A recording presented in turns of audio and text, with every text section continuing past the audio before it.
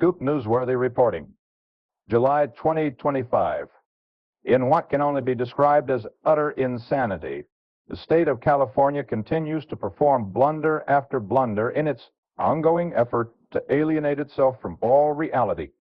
The Governor Gavin Newsom has created more taxes during his time in office than any politician in the history of mankind.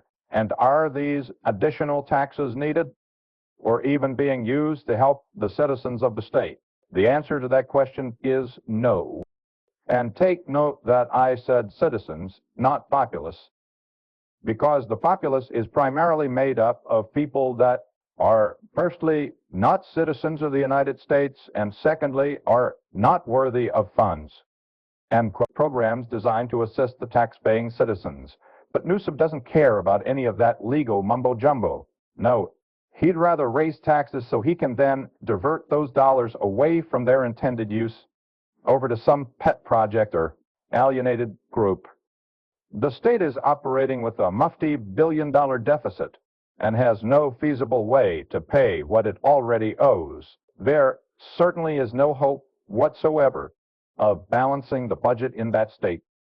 President Donald Trump, in a move that is, in this reporter's opinion, stupendous, has finally cut off the federal funding for the failed multi-billion-dollar high-speed rail system that, in its 10-year existence, has not laid a single foot of track. Forget about miles here, folks. No, they haven't laid one single foot of track and have spent billions of dollars of taxpayer money. And I'm sure there are some research consultants or administrative assistants that have made a good living for years without actually having to do anything at all. The ultimate meal ticket, for sure. Then we have the insanity that is the Los Angeles Basin area of the state. That geographic area has suffered quite a few blows to the head in recent times.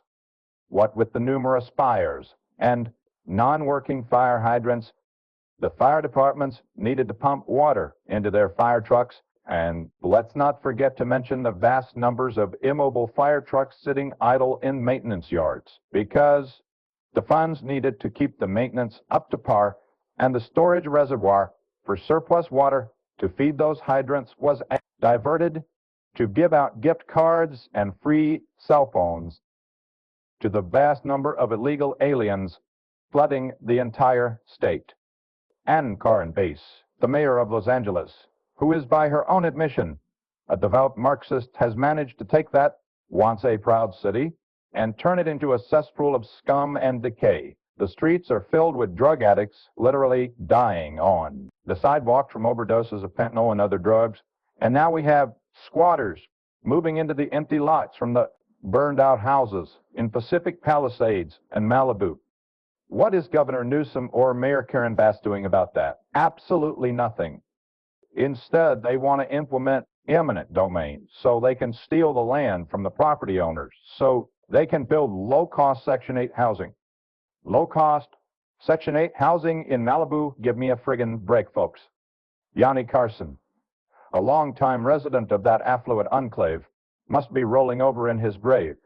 If we as a nation are to move forward and get our feet back under our wobbling body, there is a dire need to remove these kinds of publicly funded thieves from office and get hard-nosed, get-it-done types in there to not only clean house, but also to put these thieves behind bars where they belong.